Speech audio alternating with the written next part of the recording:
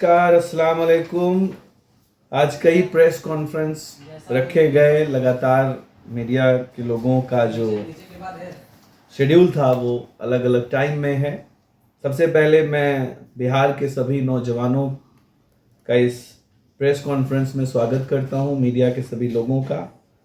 आज की जो प्रेस कॉन्फ्रेंस है उसके कुछ विषय हैं जो बहुत इम्पोर्टेंट है और बिहार के आने वाले 2025 इलेक्शन को अफेक्ट करता है। 4 विधानसभा में इलेक्शन, बाई इलेक्शन जो तरारी, इमामगंज, बेलागंज और रामगढ़ विधानसभा में ये बाई इलेक्शन का वक्त है, जिसमें सभी पार्टियों ने अपने अपने उम्मीदवार उतारे हैं, जिसमें बिहार के साथ पूरी तरह से कई पार्टियां फ्रॉड कर रही हैं, जिसको हम लोगों ने उजागर किया। इसमें कई ऐसे लोग हैं जिन्होंने हम लोगों के साथ वादा खिलाफी की, तो हमने माइनॉरिटीज़ को एक अपील किया आज, और मैं फिर से इस प्रेस कॉन्फ्रेंस में अपील कर रहा हूं, खासकर इस मुद्दे पर कि बेला इलेक्शन में हमें 2 लोगों को नो कहना है। No to RJD, no to Jan Suraaj private limited company. 2 लोगों को नो कहना है। अब आपके दिमाग में एक बात आएगी कि दोनों को नो क्यों कहना है। अगर आप आरजेडी की बात समझते हैं तो आरजेडी ने आज 2 अनाउंसमेंट्स देखने को मिले हैं हम लोगों को। एक, झारखंड में 8 सीटों पर कोई मुसलमान नहीं। 4 जगह में 3 जगह जो आरजेडी इलेक्शन लड़ रही है, और एक और दूसरी पार्टी को उसने टिकट दिया, वो भी यादव समुदाय के। इससे साफ जाहिर होता है कि अगर हमने बेला में हमने अपने दिमाग से नहीं सोचा, माइनॉरिटीज ने अकल नहीं लगाई और बेला विधानसभा को हमने जिता दिया आरजेडी को, तो आने वाले इलेक्शन में आरजेडी मुसलमानों के वोट का डिस्क्रिमिनेशन बेतहाशा करेगी, बेइंतहा करेगी। इसलिए मुसलमानों को इस वक्त अपने अकल का इस्तेमाल करते हुए आरजेडी को नो कहना है और बेला के राजकुमार को हराना है। मगध के राजकुमार जो 90 के दशक से लेकर अब तक वहां बादशाह बने हुए थे, उनको हराना है। इसका कारण क्या है? अगर आपने ऐसा नहीं किया तो आपने आने वाले इलेक्शन में अपने भूमिकाओं को कमजोर कर दिया। इसमें हर सीट पर अलग अलग बातें हैं। एक तो आज के प्रेस कॉन्फ्रेंस में एक अपील है कि हम ये चाहते हैं कि आप बेला से एमआईएम के कैंडिडेट हाजी एमडी जामिन अली हसन साहब को, जो एआईएम के उम्मीदवार हैं, जामिन अली हसन साहब, जिनके फादर बहुत क्रांतिकारी नेता भी हैं, उनके बच्चे को टिकट मिला है एआईएम से, उनको आप वोट देके भारी मतों से जिताइए। आपको लगता है कि वो पूरी तरह जीत पाएंगे कि नहीं, तो मैं आपको डेटा देना चाहता हूं कि 65,000 मुसलमान अगर एक तरफा वोट दे दे तो वो सीट निकाली जा सकती है और वो जीती भी जा सकती है। अगर आप फिर भी सोचते हैं कि अगर हम हार गए तो, मुसलमान अगर एक लफ्ज सोचते हैं कि हार गए तो मेरा कहना है, यार मेरे भाई, हारने से क्या हो जाएगा? ना सरकार गिर जाएगी ना बन जाएगी। आज वक्त है, आपके जो वोट को हल्के में ले रहा है आरजेडी, माई समीकरण के नाम पे आपको धोखा दे रहा है, आपकी लीडरशिप को बिल्कुल हाशिए पे पहुंचा हुआ है, उसको नो कहिए। अब आते हैं जनसुराज प्राइवेट लिमिटेड कंपनी के ऊपर, जो पार्टी के रूप में नहीं कंपनी के रूप में चल रहा है। उस बारे में मुझे आपको जानकारी देनी है। 2 अक्टूबर से जब से पार्टी बनी है तो फैला हुआ बैलून पचकते जा रहा है। फैला बैलून कैसे पचक रहा है? जो फूला हुआ बैलून था वो हम लोगों ने बनाया था, वो एक अभियान था। लेकिन जब 2 अक्टूबर के मन से गांधी जयंती के दिन दारू पिएगा समाज और छोटे बच्चे उस पैसे से पढ़ाई करेंगे का ऐलान किया, तो उन्होंने गांधी जी के मन से गांधी जी का अपमान किया, जिससे महिलाएं झाड़ू लेकर के गलियों में इंतजार कर रही हैं जनसुराज का। पहला बात। दूसरा, पूरे अभियान के युवाओं को ठगने के लिए पहले बार जो नेता का लॉन्च किया गया मन से, उनको हम बिहार के एक दादाजी मानते हैं। यानी नौजवानों के अभियान से जो पार्टी बनी उसमें पहले दादाजी लॉन्च किए गए, अब दूसरे दादाजी तरारी के लॉन्च किए गए, और जो दूसरे दादाजी लॉन्च किए गए उसका डंका बहुत जोर से पीटा गया, ढोल बहुत तेजी बजाया गया, बैलून फुलाया गया, समाज को इमोशनल ड्रामे दिखाए गए कि लेफ्टिनेंट जनरल एसके सिंह साहब जिन्होंने देश की सेवा की है वो बिहार में आके तरारी से इलेक्शन लड़ेंगे। जिनको हम रणनीतिकार समझते थे उनकी सारी रणनीति धरी की धरी रह गई। उनको इतना भी रणनीति पता नहीं थी कि बाई इलेक्शन में उतरने से पहले एक बार जाके वोट लिस्ट में नाम तो चेक कर ले। सारी रणनीति धरी की धरी रह गई और वो वहां पूरी तरह से औंधे मुंह गिरे। मैं ऐलान कर रहा हूं ऐसा हो सकता है, मेरे सूत्र कहते हैं कि तरारी के कैंडिडेट को बदला जा सकता है। ये थे दूसरे दादा की फ्लॉप शो। एक तरफ बेवजह संविधान की धज्जियां उड़ाते हुए, इंटरनल इलेक्शन कमीशन का धज्जियां उड़ाते हुए जो पार्टी में हम लोगों ने बनाया था जनसुराज को अभियान के पहले, तरारी ऐलान करते हैं, और दूसरे जगह फिर से संविधान याद आ जाता है, और दूसरे जगह 5 लोग खड़े किए जाते हैं जो बिल्कुल ड्रामेटिकल, उनका कोई हमारे अभियान से लेना देना नहीं। उन 5 में से तीसरे दादाजी को लॉन्च किया जाता है। अब वो दादाजी जो हमारे तीसरे वाले हैं वो एक प्रोफेसर की हैसियत से काम कर रहे थे मिर्जा गालिब कॉलेज में, और 73 साल की उम्र में वो ऐसे बेचारे इतने नेक इंसान हैं कि मीडिया को फेस करते वक्त 4 बार रोते हैं दिन भर में। जो आदमी को दूसरों को काम कराने के लिए रुलाना है, वो आदमी मीडिया के सामने 4 शब्द बोलने में रो रहा है, वो समाज को न्याय कैसे दिलाएगा? समाज को न्याय सिर्फ वही दिला सकता है मुसलमानों जो लड़ सकता है, जो आवाज बुन सकता है, जो बुलंदी से तुम्हारी पैगाम को सरकार के कानों तक पहुंचा सकता है। तो ये जो तीसरे दादाजी हैं, अब इन्होंने भी गलियों में जाके कहना शुरू कर दिया है जनसुराज प्राइवेट लिमिटेड का तीसरा रणनीति फेल हो रहा है कि अरे भैया हम लड़ने थोड़ी आए थे, सब हमको जबरदस्ती पकड़ पकड़ के दे दिया, हम तो लड़ना ही नहीं चाहते हैं। तो मेरा सूत्र फिर कहता है कि बेला से कैंडिडेट बदला जा सकता है 2 दिन में। तब जब बदलेंगे दोनों जगह कैंडिडेट, तरारी और बेला, तब कितना थू होगा, तब कहां जाएगी रणनीति। अब मैं आता हूं मेरे भाइयों, आपके जनसुराज प्राइवेट लिमिटेड के मुखिया कहते हैं मन से मुसलमानों का वोट नहीं चाहिए। मुसलमान जिसको वोट देता है वो पार्टी हार जाती है। भाई साहब जब आपको वोट नहीं चाहिए ठीक है, लेकिन मुसलमान जिसको वोट देता है वो हार जाता है, ये कहना बिल्कुल गलत है। क्यों?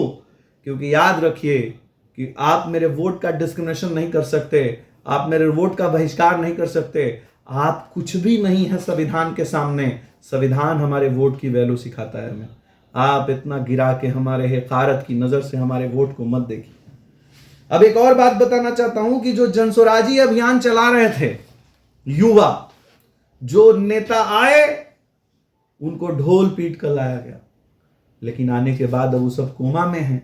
वो सोच रहे हैं हमको करना क्या है भाई, ना यहाँ सेंट्रल कमेटी है, ना स्टेट कमेटी है, ना डिस्ट्रिक्ट कमेटी है। हमने उनके एक विधायक प्रभावी जिनको कहते थे वो वहाँ गए हैं आने वाले कैंडिडेट के लिए काम करने। तो हमने उनसे फ़ोन पे बात करके पूछा कि आपके यहाँ बूथ कितना है, तो बोले ये तुम्हें पता है।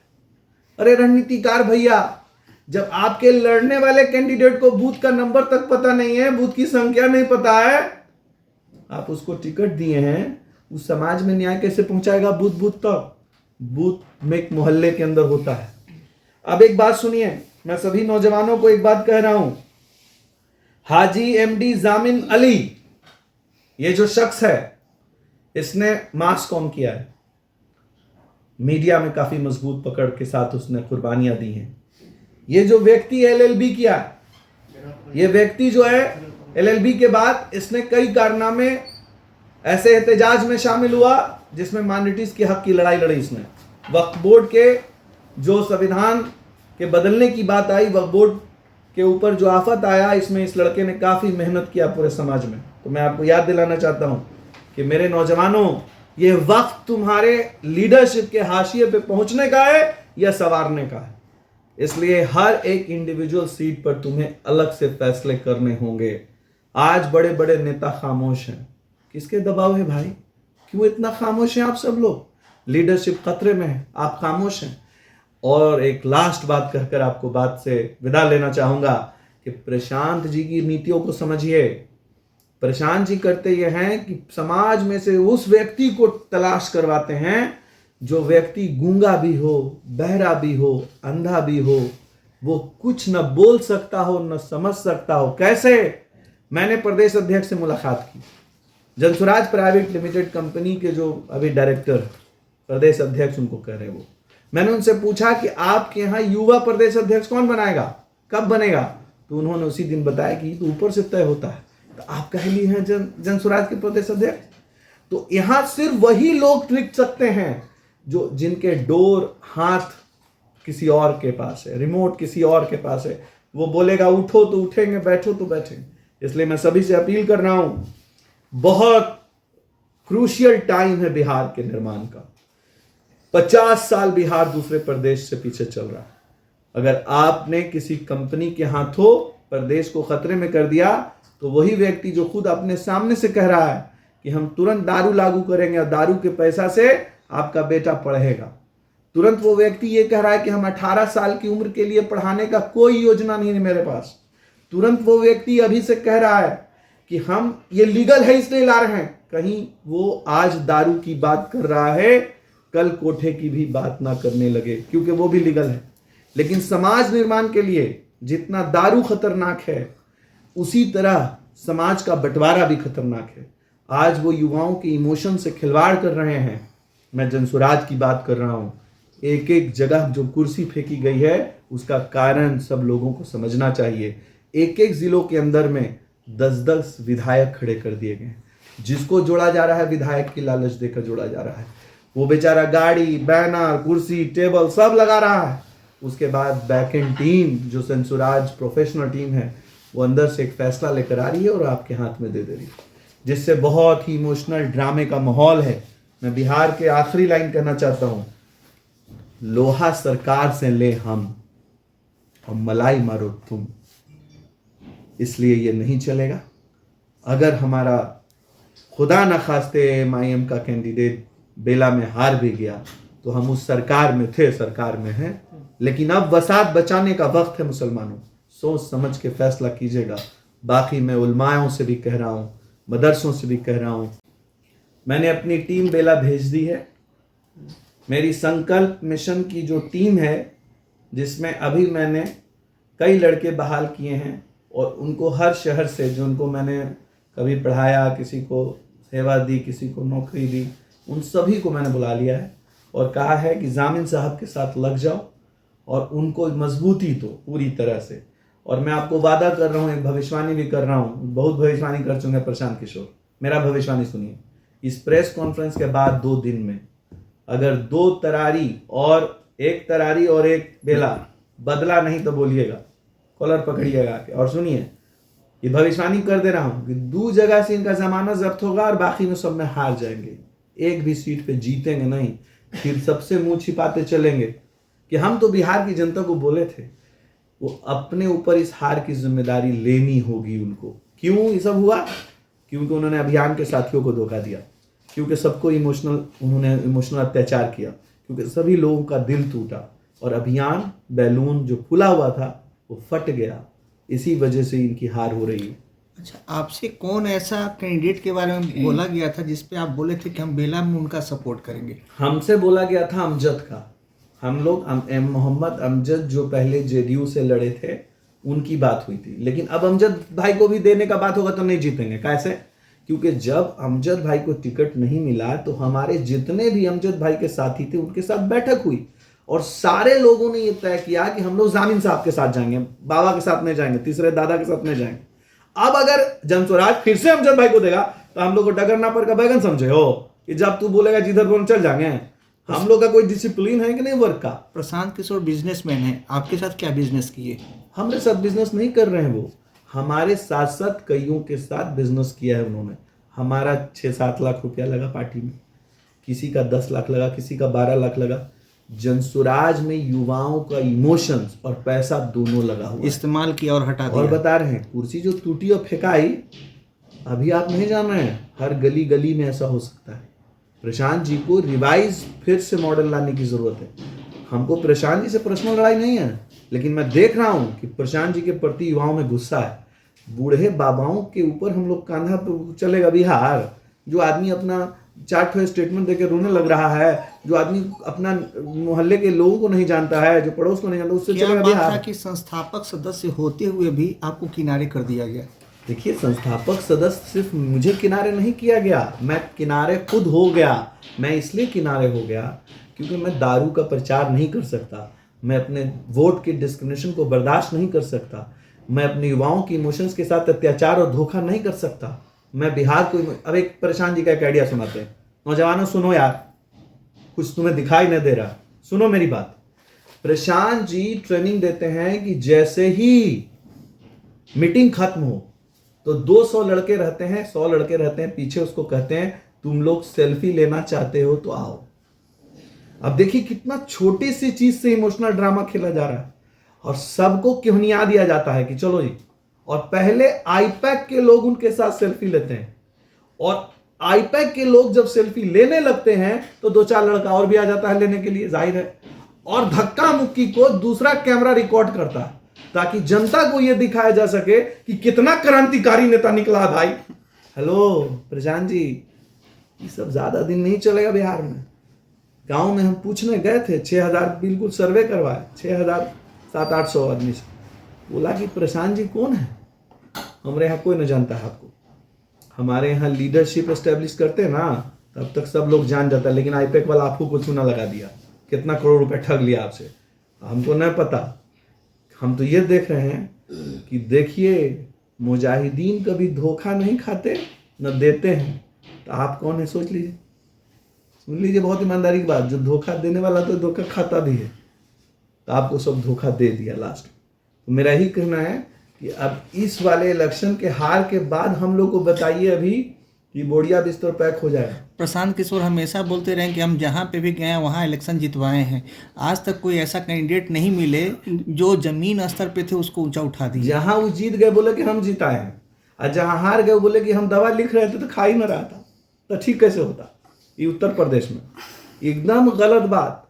अरे भाई जिताने तो छोड़िए, कैंडिडेट चुनाव भी नहीं करने आता है, बिना वोटर आईडी कार्ड देखे चुनाव कर लिए कैंडिडेट का, और उधर जिसको चुनाव की वो गली गली घूम के बोल रहे हैं सबको कि हम तोड़े आए हैं, हमको तो लाया गया, हम तो लड़ना नहीं चाहते हैं। बताइए कितनी बदनामी हो रही है। अभी एक और चीज खतरे में है, जनसुराज प्राइवेट लिमिटेड और उनका खुद का करियर रणनीतिकार वाला, दोनों खतरे में पड़ गया। इस वजह से कहा जाता है बिहार देश की राजनीति तय करता है, देश को राजनीति की दिशा दिखाता है। वही दिशा दिखा दिया इनको।